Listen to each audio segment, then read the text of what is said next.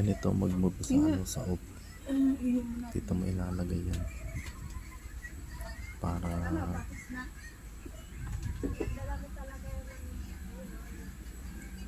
kasi pag in-install mo yung app ng NBA 2K20 mode tas hindi mo na move itong files na to, mahalaga kasi ito tapos ka, magda-download ka pa naman ulit 3 GB mahigit pa naman to. Kung wala kang data ay yari, i-move mo siya sa ibang file para ano, para kahit ma-uninstall mo man yung app, papalitan mo ng ibang app, save siya. Tas ano mo na lang, ikakat mo to, lalagay mo ulit sa Android data para ano,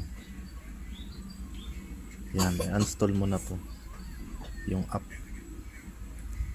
para kahit ma-uninstall mo yun, babalik ano yan, hindi siya mabubura.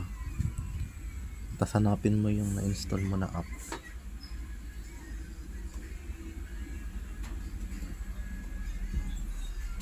yan, tas ibalik mo sa Android data yung ano, ay OBB yung files. Hindi kasi gagana yun kapag ano, dito sa DCM hindi gagana yun kapag wala yan dito sa OBB paste. Lahat yan yung patch saka yung ano, main.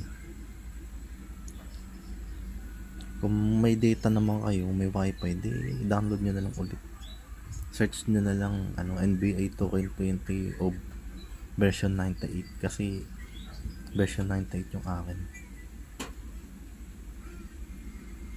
Mata-download nyo din tong updated roster na to sa ano, sa YouTube, hanap kayo kay Nixword Official,